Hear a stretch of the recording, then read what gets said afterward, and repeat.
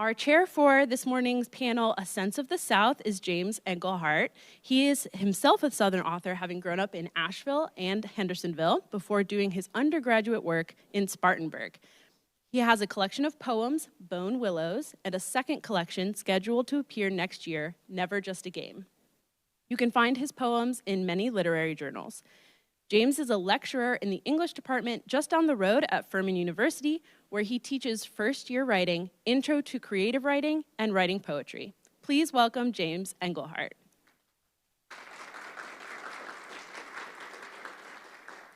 And once he's settled, he'll be introducing our panelists. All right. Well, he's out first. Yes. So thank you, Elizabeth.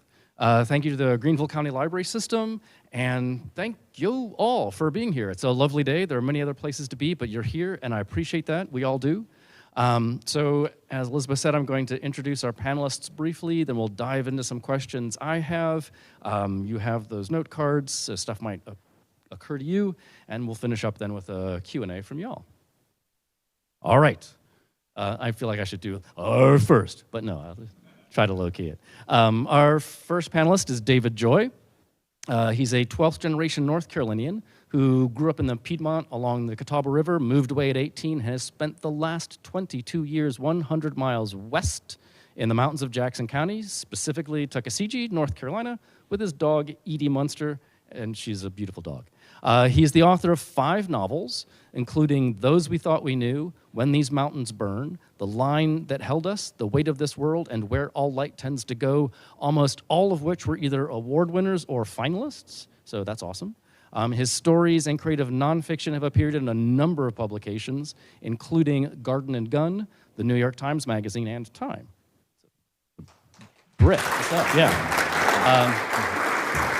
Also, there's fish, so y'all hold on a second. He's also the author of the memoir Growing Gills, A Fly Fisherman's Journey, and a co-editor of Gather at the River, 25 Authors on Fishing, which is a book that raised money for the Cast for Kids Foundation. Yeah, that's right. Awesome. His work is place-driven and deeply rooted in Appalachia, and it's been translated into 6 languages, so he is translating Appalachia out into the world, so thank you. In 2023, his debut novel, we saw it over there just a minute ago, was adapted for film as Devil's Peak, starring Billy Bob Thornton and Robin Wright. Welcome. Oh, thank you.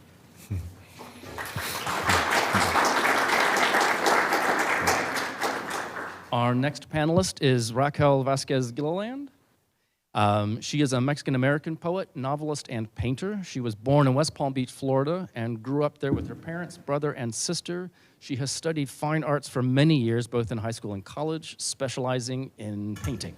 Raquel earned a BA in Cultural Anthropology from the University of West Florida and an MFA from the Creative Writing from the University of Alaska Anchorage, which we both spent some time up in Alaska, so it's fantastic. She has 2 poetry collections, Dirt and Honey and Tales from the House of Vasquez. Her debut YA novel, which is over here, Cia Martinez and the Moonlit Beginning of Everything, was published in 2020. Her second YA, Hamun Fuentes Fell in Love with the Universe, came out in 2021. Her debut adult novel, Witch of Wild Things, which I think is down there, was a USA Today bestseller, one of Amazon's best romances of September 23, and a People magazine romantasy pick. Her next adult novel, Lightning in Her Hands, is available now over there. She's most inspired by fog and seeds and the lineages of all things. When not writing, Raquel tells stories to her plants, and they tell her stories back. She lives in Tennessee with her beloved family and mountains.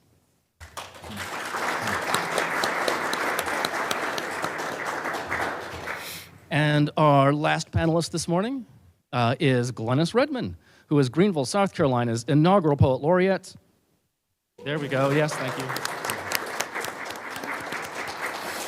She's a Baldwin Fellow for 24-25 and an American Academy of Poets Poet Laureate Fellow for 23.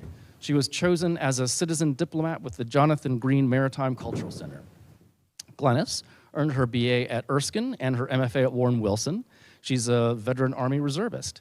She has published 7 books of poetry, the latest of which are The Listening Skin, shortlisted for the Open Pen America and Julie Suck Awards, Praise Songs for Dave the Potter, with art by Jonathan Green and poetry by Glennis Redman, and The Song of Everything, a poet's exploration of South Carolina state parks. Glennis received the highest arts award in South Carolina, the Governor's Award, and was inducted into the South Carolina Academy of Authors in 2022. Recent work can be found in Orion, Callaloo, American Poets, the New York Times, and the North Carolina Literary Review.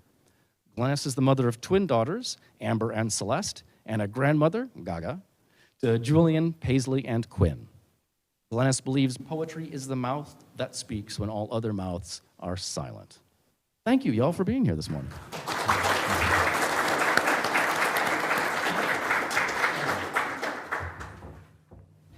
I have to keep track of time, too, so here we go. All right, so first question. So y'all all have different relationships to the South. David, you're a 12th generation North Carolinian. Raquel, you grew up in Florida, moved to a lot of different places, and now you're in Tennessee.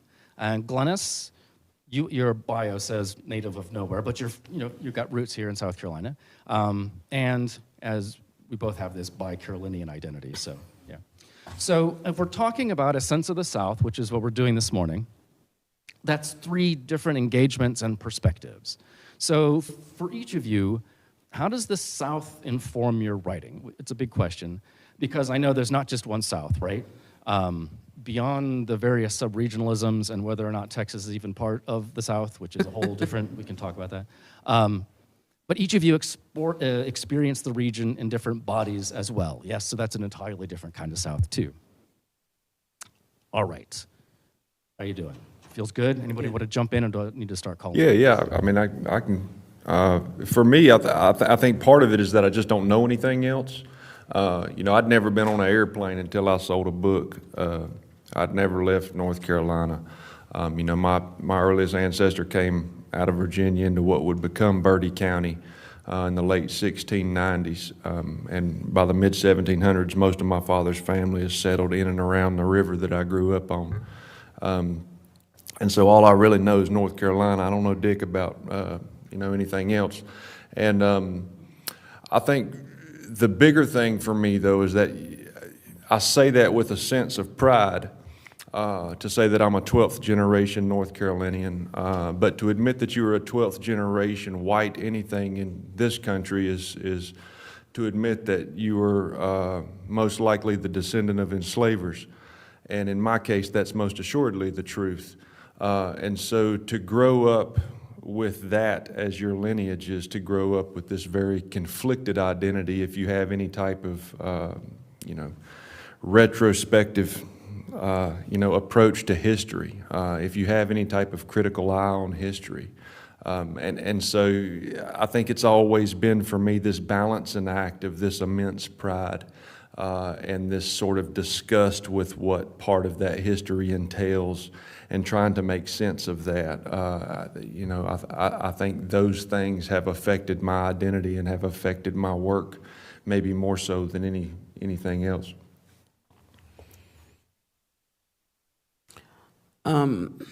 I feel as an Air Force brat and one of 5 kids and the only one born in South Carolina of those 5 kids. I was really upset about that. My brother before me was born in Évreux, France. And people would ask me where I was born, and I would say Sumter, South Carolina. It just didn't have the same, it didn't have the same ring, but I was born on Shaw Air Force Base. So my parents came back to have me, and then we took off again to Washington State and Aviano, Italy, and New Jersey. And we moved back to South Carolina, Greenville, when I was 13. So it was a culture shock. 13 moving in the 70s, even though the civil rights movement had happened, it didn't particularly feel like it happened in Piedmont at Woodmont High School. So I had a lot of cultural adjustments. So, but lo and behold, my whole path was to be a first-generation college student, first person in my family to get a master's and those sorts of things. And I was trying to get out of South Carolina as fast as I could. And I did, and I just moved up the mountain to Asheville, but it felt like a different world. But the interesting thing about 12 years ago, I came back to Greenville, and I got to see Greenville with adult eyes. And I thought, South Carolina is in me, and it has always been in me, and it's the reason I write the way I do, to push up against cultural edges. My family would have come through the port of Charleston as enslaved folks, and my 8th book that I'm working on right now is trying to figure out how my enslaved ancestors got from Charleston to upstate South Carolina. They would have walked. They would have been on a wagon. What is that story? How much of that story can I tell? So South Carolina is in me. And a lot of people say, oh, you're so place-based, and you're right, you know so much about place. No, actually, I'm displaced. My ancestors, me, myself, are displaced, but South Carolina is my home, and come, whatever it is weighted, beautiful treasure, and that's where I dip into when I write. That was so beautiful. Thank you. I would say the way the South informs me and my identity and in my writing is through the land. I grew up in South Florida, and my earliest memories are of almost a divine and sacred connection with the trees and with the dirt. And I actually, you just said you don't know if Texas counts.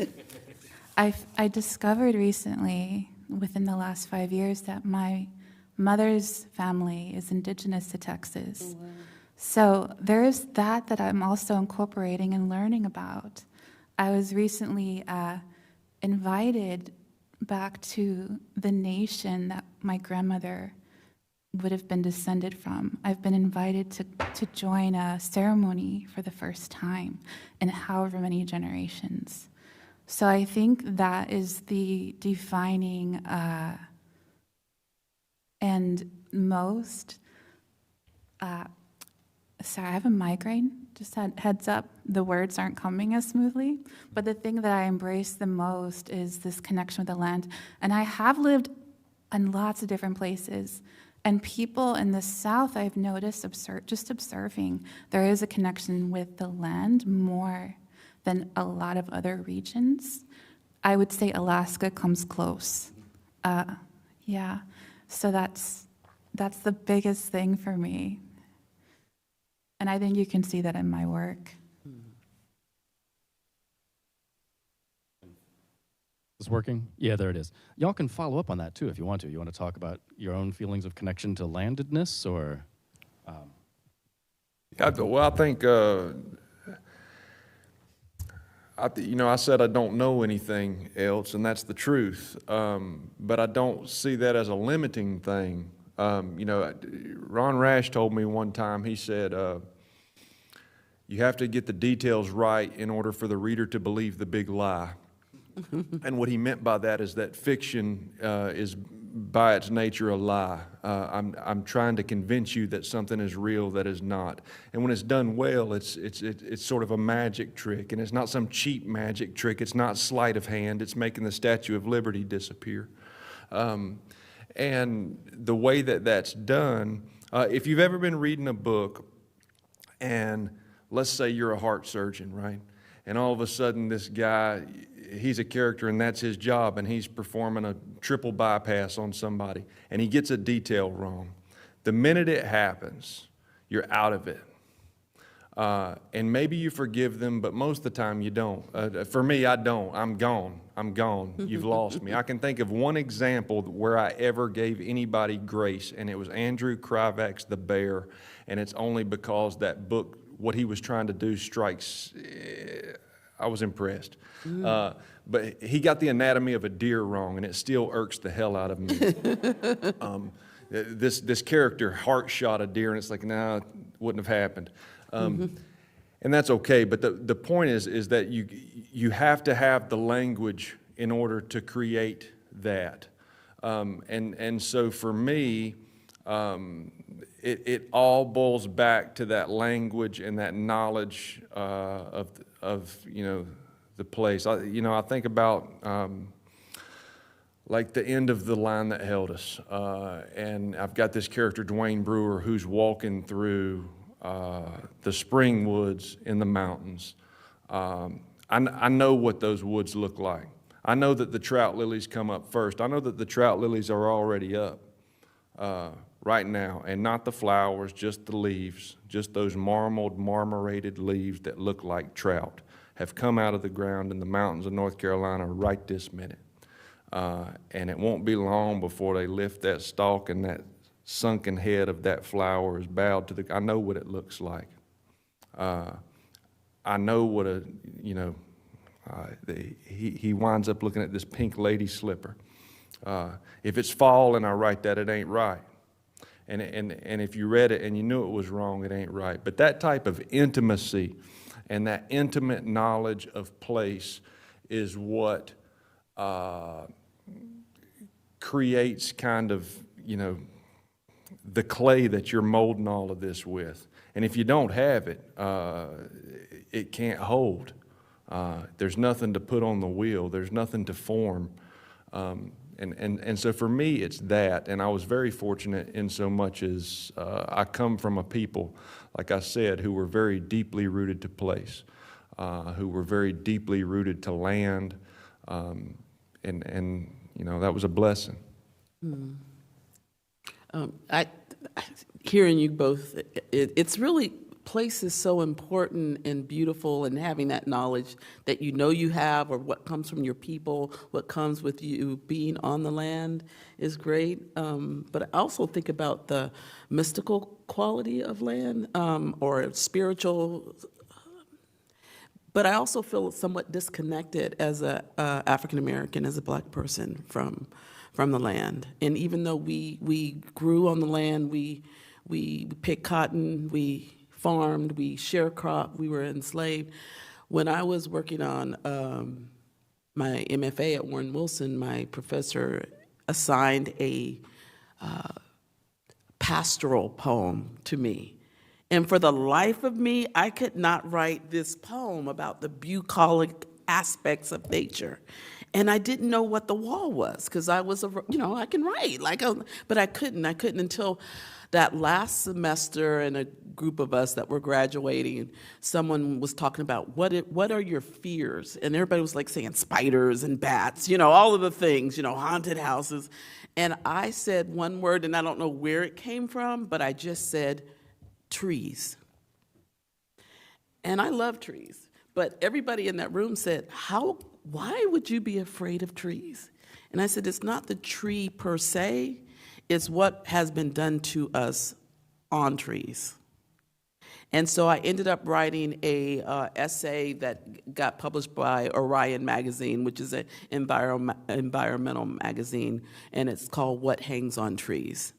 And it's telling the story of my family, my generations of land and what happens on the land, and so that informs me more than anything. The land itself is weighted, and I just kind of come back. Even if I'm just trying to write a bucolic, just about something, right? I just wrote and I didn't bring it, but I wish I did. It's a little small poem.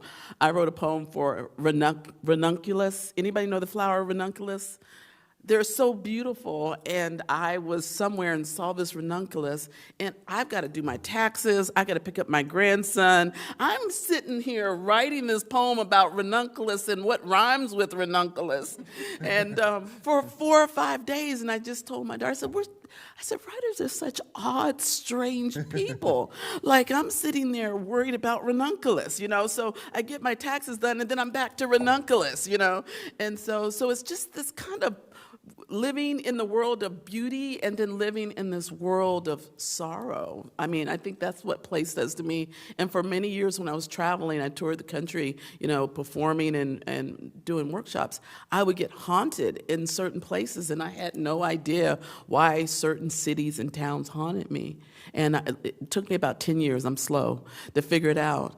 And these cities and places where I was, like Charleston or Bristol or New York or New Jersey, anybody have any idea what they have in common? They were port cities, and they were slave ports. And they were always singing to me in a way. So I think the writer is always listening and trying to hear, and what you hear you might not always want to hear, and you might not always want to know. Can I respond? You talked about the mystical quality of the land, and that's something that I've been embracing lately as I've been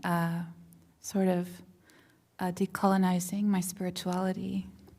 And one of the things I've discovered is that in my indigenous roots, there are very similar creatures that are acknowledged, and by creatures I mean non-human, and spirits that are also similar in Appalachia with the people who are native. I live in Appalachia. Acknowledge and honor and respect. And I have this theory that, because I write magical realism, like it's categorized as romantasy because, that's what sells. It's not really romantasy. It's magical realism. And that magical realism is like what colonizers call what our reality really is. So that's just something I wanted to say. Very interesting. I like that. I've learned now I have to watch that little light turn green, so then I have to pause. I want to take just a moment to remind everybody that you have cards underneath your chairs and pens, so if you're hearing stuff that you want to ask and follow up on, they're there, and then the staff will come around a little bit later and pick those up. So we could clearly talk about this all day, but I'm going to ask us to shift gears just a little bit and thinking about what we might think of as Southern culture, especially in arts and media. And just, were there other writers, we've talked about Ron Rash already, books, art, movies that influenced or inspired you, or perhaps as a negative? It doesn't, you can respond to things in a lot of different ways. What do you fear? Indeed, right? And you might want to resist Mayberry, for instance. Not every small town cop is quite as sunny. Another way to think about this is also your growth as a writer, perhaps. So you started off reading one set of authors and have moved on to a different group. And so maybe those lists of inspiration have changed a bit. And yeah, I'm going to leave it at that. Does that sound all right? So if somebody want to jump in? Yeah, I mean, for me, if you're talking about the negativity, I just never embraced it. I mean, you hear my voice, and I can think of all the people that tried to change it, and usually they said it one time, and it didn't last long. And I think if you think about the literary tradition of this country, and you were to go outside of this country, and you ask, if you go to France and you ask who's the most important writers, they're not naming writers out of New York City. They're naming Southern writers, which is to say that we have the richest literary tradition that has ever existed in America. For me, I didn't grow up as a reader, and it was, looking back, it was that I was never handed the right books. And then there came a moment in college, and Ron was a mentor to me, but the biggest thing he did was he handed me the right books, and I'll never forget, he handed me a copy of William Gay's I Hate to See That Evening Sun Go Down. And when I read those stories, it was the very first time that I had ever seen my people on the page. They talked like me, they looked like me, they were going into a bait and tackle store just like I'd walked in and sunk my hands into a tub of worms all my life. And until that moment, I didn't know that was a possibility. Literature looked like a very certain thing, right? Like it looked like elbow patches on a wool check coat. It didn't look like me. It didn't sound like me. And suddenly I was introduced to these writers, and William Gay turned me to, Larry Brown, and Larry Brown turned me to Daniel Woodrell and Harry Crews and Barry Hannah and Dorothy Allison. And and I went down this path, and it was like, that was kind of the enlightenment moment, I think, for me. And then I think what I love about literature, especially literature of place, is the specificity of it. I love the sounds of things, and I love the sounds of things that are unfamiliar to me. Thinking about, what you say you're doing. I'm thinking about how Jose Saramago, affected me, how Isabel Allende affected me, how Gabriel Garcia Marquez affected me. I don't know anything about the worlds that they lived in, but I did when I read the book. I don't know anything about what it's like to grow up in Nigeria, but I did when I read Chigozie Obiama's The Fisherman, which very much feels like a Southern novel to me. That's kind of the power of literature. And for me, it was just a matter of really embracing that. And I think, if I think about my greatest fear as a human, it's homogeny. It's living in a world where we lose accents, living in a world where somebody from Maine doesn't sound like they're from Maine, living in a world where Louisiana no longer tastes like Louisiana. I fear that world, and I think that's something that we're witnessing. I personally love all of the details of these separate places. I think that should be a poem.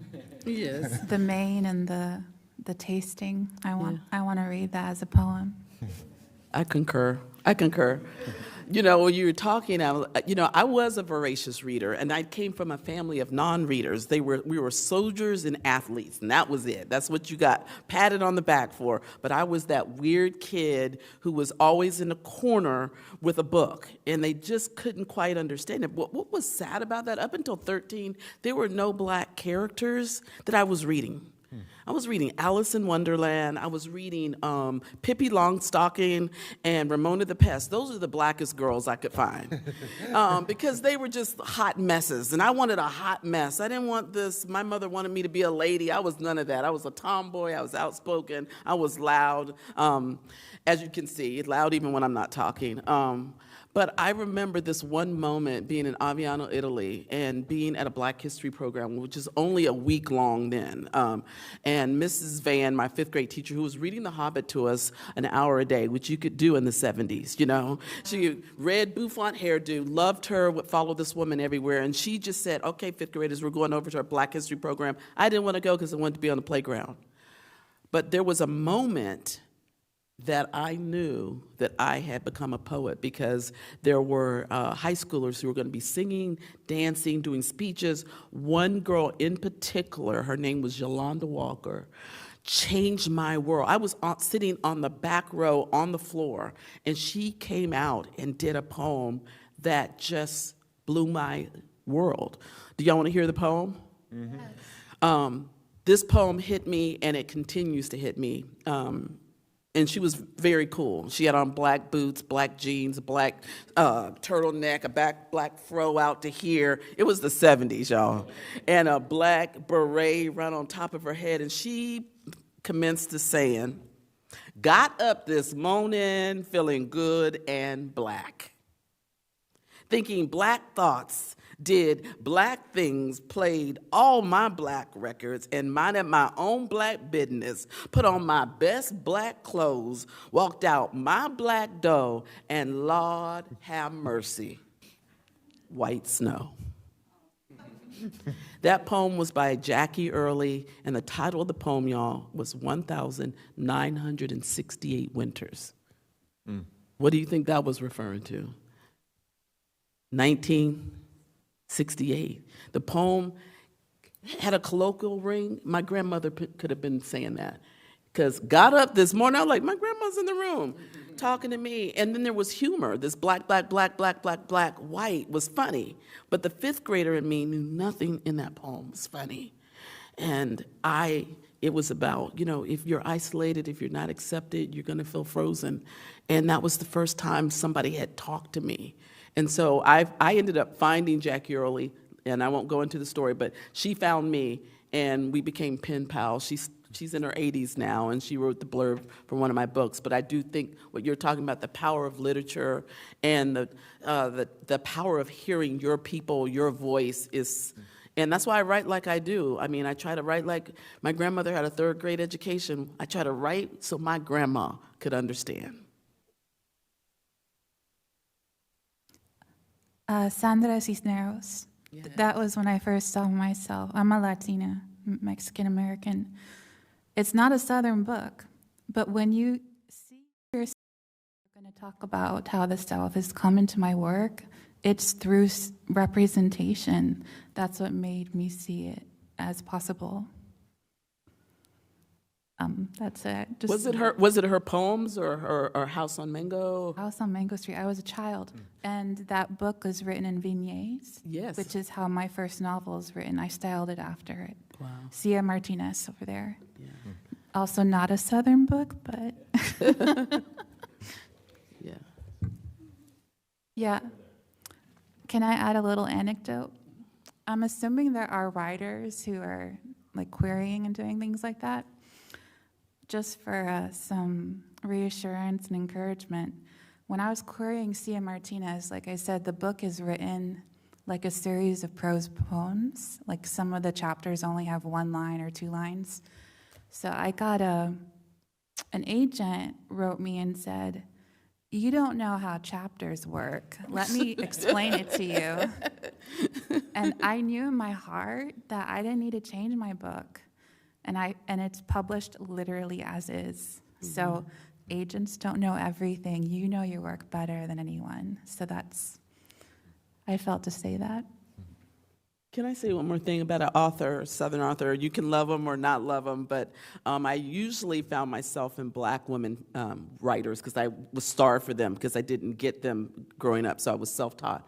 But I will say Pat Conroy spoke to me on a level that no one else did because he was writing about South Carolina and staying in South Carolina. He was writing about his father. His father is the white officer version of my father, Black enlisted. So when he did what he did, I'm like, you can do that and stay? You know, of course he did. There were repercussions until he got very famous, and then they invited him back. But that was the moment where I go, man, this man is brave and fearless, but also loving and vulnerable. So I was so happy to meet him and in Asheville at the Diana Wortham Theater, and we all just, he was a storyteller, and he had us in the palm of his hands. And I sat, not my favorite book of his, Beach Music, but he signed that one that was out at the time. But just all of the Boo is probably my favorite book of his, but the staying in South Carolina and writing about South Carolina, the weighted part of it is just the most powerful. And then his love of food, too. Just all of that. He reminded me of my high school teacher, Mr. Candler, a biology teacher who taught more about food and hunting than he did anything else. But I would follow that man anywhere because he knew how to tell a story. And he called all boys Hoss and all girls Miss Hickey, you know? And I just loved him because he would just roll these stories. And finally, my mother said, you cannot talk about biology or dissecting a pig at the table anymore. And you can't talk about where bologna comes from either. But I just loved that man because he could tell a story. And one day I just thought there was Jack Candler, my biology teacher, and Jack Klugman. Some of y'all of a certain generation know Quincy MD, right? So I thought I was going to be a coroner until I took chemistry. I had no business being there. But it's just interesting now, all the books you read. For me, all the books I read influenced me. But there are some that are at my core that helped me and gave me permission to tell my story. Turned green. All right. I'm going to remind you again, if you've got notes, things you want to write down, please do that. We'll just have a couple more minutes of me throwing things, and we'll go. So we've kind of got a chance now to open the lens a little bit, I think. Start to think about how the South is situated in the larger culture. So I talked about Mayberry a minute ago. And I've noticed, I know you all do too, if you're watching a TV show, movie, and they just want to have a shorthand for stupid, they give somebody a Southern accent, although they also do the sort of aristocratic low country kind of accent for sophistication, right? So you've got a little bit of, we could go on. Anyway, in your writing, are there stereotypes that you find useful or that you are also always trying to push against? Or I'm talking about, Raquel, your interest in Sia and her like snapshots, right? So other things that people have pushed against. But in working with other collaborators, publishers that may not be familiar with Southern culture, customs, language, or deer, perhaps, have you encountered situations that like they didn't understand, they were just unfamiliar with, you got some pushback?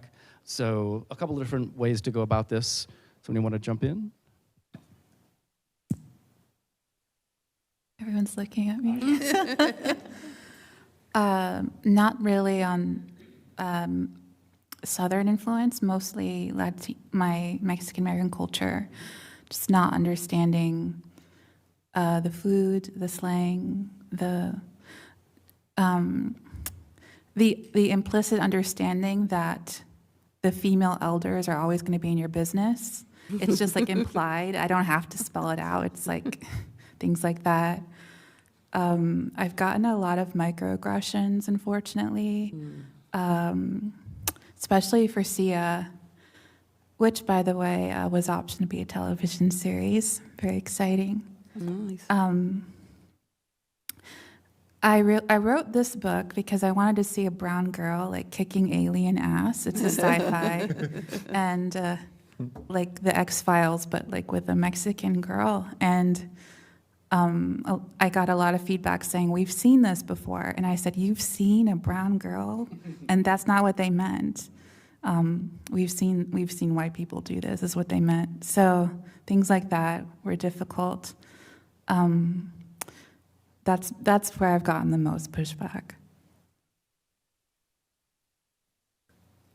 I think for me, again, I just never cared. I didn't care what, maybe I have a problem like that. I've always been like that, but I don't. What I cared about was capturing a people and a place authentically, and I never once believed that it was a limitation. I always go back to, what Eudora Welty said, which is that one place understood helps us to understand all places better. Right. They asked James Joyce, they said, why do you only write about Dublin? And he said, because if I can get to the heart of Dublin, I can get to the heart of all cities of the world. He said, the universal is contained within the particular. And that's the truth of it. There's not a story that I wish to tell that I can't tell in Jackson County, North Carolina. And for me, it would be disingenuous to try to alter that. It would be a disservice to that place that I know with that type of intimacy. And, I think there are times where, for me, certain things don't translate. So, for instance, like if I think about Jackson County, at the south end of that county, people will use the word they as an expression of disbelief. And so you say, my husband left me, and I say, they. Like I'm taken aback by it. And I think it's a shortening of like, they, Lord, or they, Lord, have mercy. And they just kept cutting it back until it got to they. But it only exists in a very particular place. That's the only place I've ever heard it. Well, if I put that on the page without any explanation of it, it doesn't necessarily work. And so I think as a writer, you're always trying to find this balancing act of you slip this in, but you can't slip this in. Or like, so for instance, there's a area in Jackson County that's spelled Wayehutta. And if anybody saw that on a sign, they would probably try to pronounce it as Wayhutta or something, right? Well, that's not how you pronounce it. You pronounce it Worry Hut. It doesn't have any R's in it. Well, that's important to get right. And so you explain it. Sometimes you have to explain it to the reader too. But I think, it's that balancing act of you're trying to show them a place that's unfamiliar to them through the lens of showing them a humanity that is very much, understandable.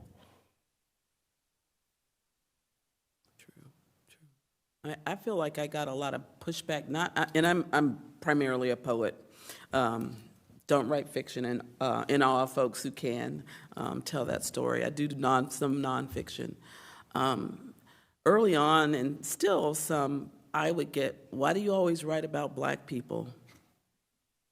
And but my peers would not get that question. Why do you always write about white people, And I write about what you were saying. You write about what you know. I mean, I write about the people around me. And I always go back to my maternal foremothers and the way they talked. And none of them would have written a poem in their life, but they were poetry every day in the way they cooked, the way they sewed. And it's just, I don't think I have enough lifetime left to write the poems that I want to write about the region and the place. Right now, I'm trying to dip over to YA, and I'm writing a YA novel on a hometown person, Clayton Bates. Does anybody know Clayton Bates? Clayton Pegleg Bates. He was a one-legged tap dancer from Fountain Inn, so that's what I'm writing about. My parents went to school with him.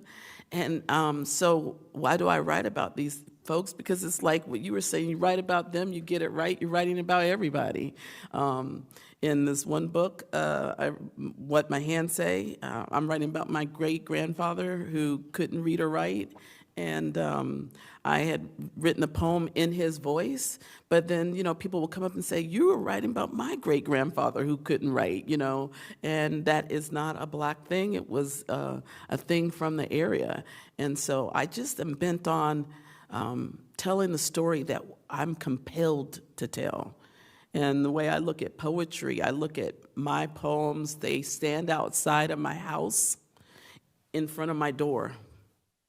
And there are urgent ones and there are patient ones. And so it depends how much I slow down, do I have time to entertain them.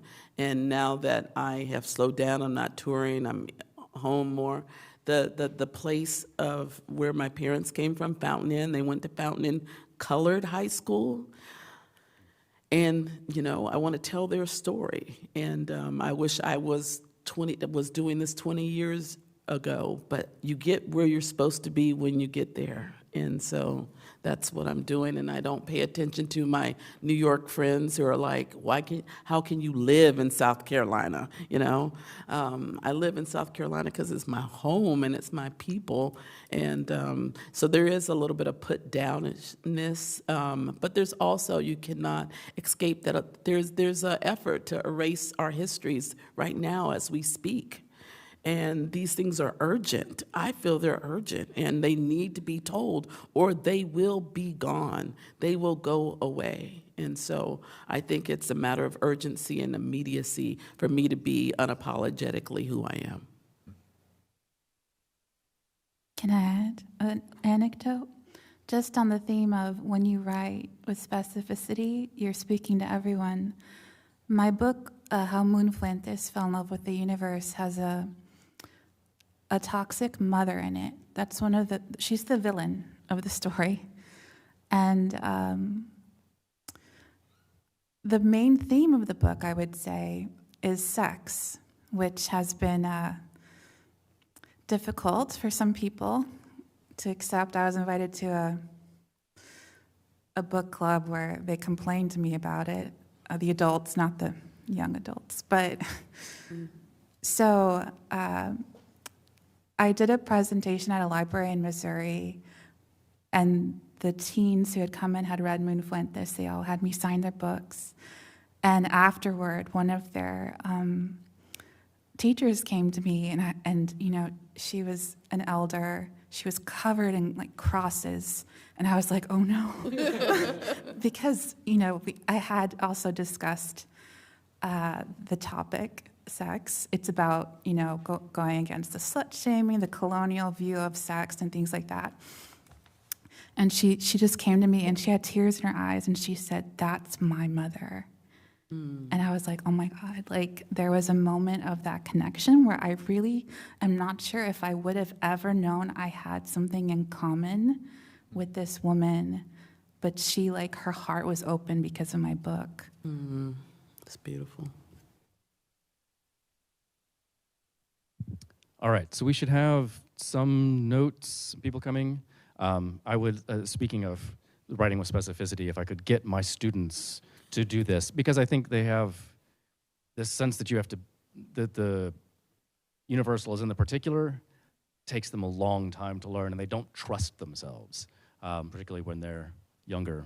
Well, too, also, if you know, when your professor says, write about what you know, and you don't know what you know really yet, you haven't like validated that what you know is important, or you've been told what you know is important. That's why I love to work with young writers about autobiographical stuff and finding their place and their voice, because they are trying to sound like somebody else out there who's smarter than them, when you need to dig deep and come back to your roots and be who you are. So I think that's why it is hard for young people. A lot Yeah. of you know more than I do. And then it's amazing at the end of the first semester, they're like, oh my God, I found stuff I didn't expect to ever say. Yeah. While they're figuring all of that out, just a fun one to toss out. So what's a favorite food or colloquialism from the South? I mean, you talked about place names and they and other things. Like, is there stuff that you keep sort of returning to in your head, like, oh, this is just, I love this? I thought that was a good one to go faster. For me, I think it's the way a Southerner turns a line. Like it's like I called this old. I got to go. I call him son-in-law, but it's this old man I hunt with. He lost his house during Helene, and I'm gonna go see him on Monday. But when I called and he picked up the phone, he just, without skipping a beat, he said, "It's your dime, son." Right. And it was like. And I just started dying laughing. Yeah. And when I started dying laughing, he started dying laughing. He was like, "You like that?" And it was like, "Yeah, I love that." I love the way that a Southerner can turn a line. Like, and I think there's so much that is in our pockets that comes like metaphor comes supernatural, Right. to Southerners. And I think it's. Or about the clay and the wheel and all of that early on. Well, I think part of it is that metaphor by its very nature is working from a lack of language, right? Like I don't have the language for this, so it's like this, or Right. it's this. And so it's very natural, but all of those things that come so natural, once you take them to the page, it's gold, It is gold. I feel like that's like, especially my elders, the way they talk, and then also slave narratives. If you go and spend any time with that stuff, these people were wielding metaphor like, I don't know what, but I always steal from my mother and my grandmother because they are so funny. And, one day my favorite food, speaking of food, I love grits and salmon croquettes. Oh yeah, salmon. And with some cheese and a homemade butter biscuit, okay? Nothing better, right? And that's my deathbed meal. But my mom's probably not gonna be. I don't know. She won't be there to cook it, but I want to cook by her hands, basically. And one day I said, "Mom, you know you the best. You know you the best." My mom, just without a beat, every duck praises its own pond. And I'm like, okay, let me just write that down. It's just like, or my brother, I'm talking to him, and he said, "You know what? He said, I was telling this woman, you got your looks. You must have got your looks from your daddy because your mom still has hers." And that it just goes all the time. It's just that's just how life is. And I'm like, why am I the writer? Because y'all are slinging these metaphors like that, but I have to get in that voice to just that authentic storytelling or joke or make somebody laugh, but that's just the way it is. A note on metaphor. My grandmother is a curandera, so she's a shaman. And I've done a lot of research on where our pre-colonial rituals and things like that come from. And the consensus, as far as I can tell, I'm not going to say it's universal, but in a lot of indigenous communities, they speak to spirits in metaphor. You can't speak to them directly. It's dangerous to do so. So that's something I think about because I think metaphor and poetry in general are talking about things you cannot put words to in a way because some of these things are too sacred to address directly. And to answer the question, I would say the Southern thing I really love is similar to what I grew up with in my Latina community is that community is so important and that community support. I have never experienced that except with my people. Yeah.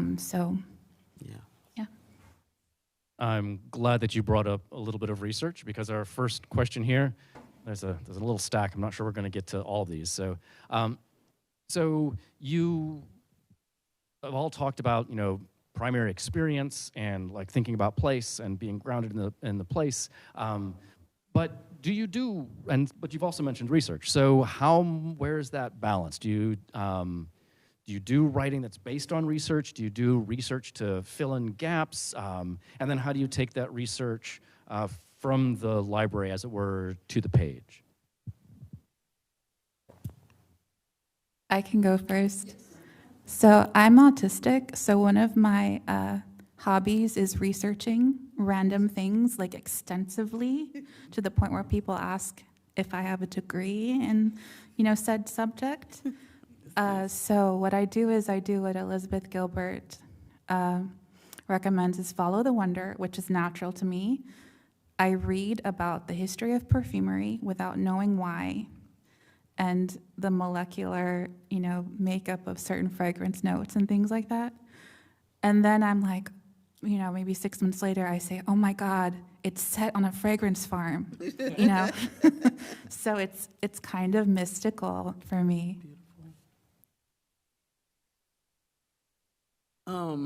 Research is similar, but I feel like whatever I'm getting ready to write about has been courting me for about a decade. And I'm slow.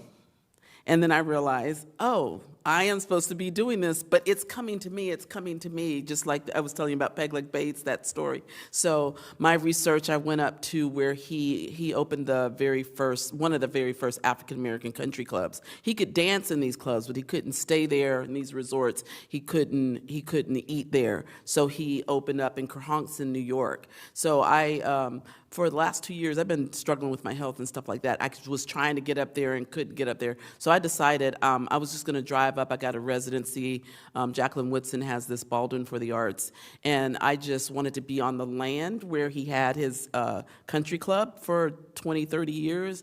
I went to the archives, and I love the archives. And they were all 20-something, 30-something young white folks who I think are throwbacks or probably reincarnated, because they're so crazy about history. And they were just so happy to see me, like, oh my gosh, you're here. And I just felt like I had just walked into, I had been transported into another world. But I just feel like I have to live in that world, be kind of inundated. I think it's a little different with fiction.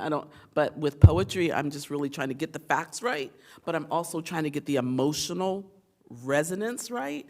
And being a highly sensitive person and intuitive person, I just feel like the world is too much, but I just take that too muchness and try to put it on the page, do the research, and then forget about the research and then write. I feel slow too, but I've come to accept that I have layers, and these nice things, reframe. it takes time for information to get to the core. Right. Thank you for that. I'm going to take that on. You're not slow. You're layered, girl. People just don't get you. I think for me, historically, that's not been my strength, and that's not really something I did. Especially with those first three novels, there wasn't really any research. People always thought there was, because there was a lot of, a lot of addiction and things like that. And it's like, well, I understand all of those things very well.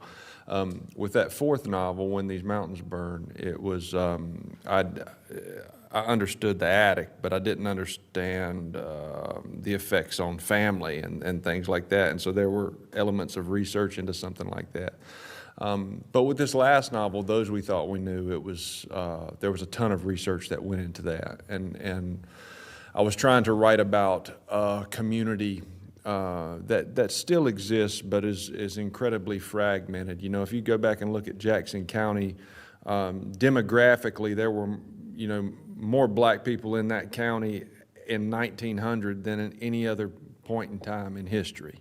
And when, as it kind of fragmented and those communities were displaced, it looked very different. But I was very fortunate that there was a woman named Victoria Casey McDonald who had spent decades doing all of this. And so there was this treasure trove of information about this community that I was trying to write about. The bigger thing, though, for me, and that's like facts, right? Like that's like this happened, this happened, this happened, and that it's important to get those things right. The bigger aspect of research for me, though, is when you're trying to write across gaps. And you can think of gaps in any way you like. You can think gender, you can think sexuality, you can think race. One that very few people think about is place, or class. When you're writing across these gaps, and I think the big question that you have to ask yourself, and the question that people don't ask themselves when they get it wrong, is does the crossing of that gap involve power? And in my case, as a white American man, there's really no gap I can cross that does not involve power. And so for me, with that novel, I was crossing a lot of gaps, and it became very important to me to do the work to the best of my ability, but also with an understanding that I would inevitably get things wrong, and that when those things that were wrong were pointed out, that I had to accept them with a great deal of humility. But part of that work and that research was reading. I can remember the Korean American writer Alexander Chee. He was talking about writing across gaps, and he said you had to ask yourself 3 questions. And the first question was, why? Why are you doing this? What's the purpose? Why does it have to be done? He said the second question was, how many people within this group do you actually even know? So if you're trying to write a transgender character, okay, well, great. How many transgendered people do you actually even know? Do you know any? And then the third question that he asked was something that I had never really heard asked, and he said, how many people from this group are on your bookshelf? And to me, that was the answer. And so when I started trying to do these things, I started going back and relying on all of these writers that I loved, like Randall Keenan. I think Randall Keenan is God of North Carolina. But it was Ernest Gaines. It was Crystal Wilkinson. It was all of these writers, and by rereading all of those texts, it gave me insight into something that was not mine. The writer George Saunders said that fiction, when it's done well, has the capacity to serve as empathy's training wheels. That's the importance of writing a book about a brown girl kicking aliens' asses. Because I don't know that perspective until I enter that. That's the importance of a writer like Chigozie Obioma writing, about where he grew up in Nigeria. And that's the power of literature, is that for however many pages, 300 pages, 250 pages, you have the opportunity to walk in someone else's shoes. And the other side of that is I think that it offers a safe space for us to sit with difficult and challenging and uncomfortable ideas. And for me, that's huge. Well, that's a fantastic place to end it. Thank you. Thank you, everyone, for being here. There's a whole more stack of questions, and you are all beautiful people for having participated, and I'm sorry that we couldn't get to all of your beautifulness. So thanks again to the Greenville County Library. Thanks, Elizabeth, for getting all, and Nathaniel for getting all this together. Yes. Thanks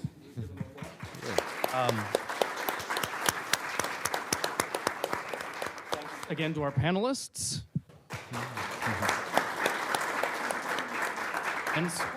And speaking of the panelists, there are books over there by all of these people. You can go over there. M. Judson is here to sell them to you. And then there are tables over there where you can go and get them signed by these fabulous people. That's what we're going to do next. And then we'll be back here at 3. Yes, to do this again, talking more about craft than about the Sons of South. I hope to see all of y'all and all your friends back here in a couple of hours. Thanks.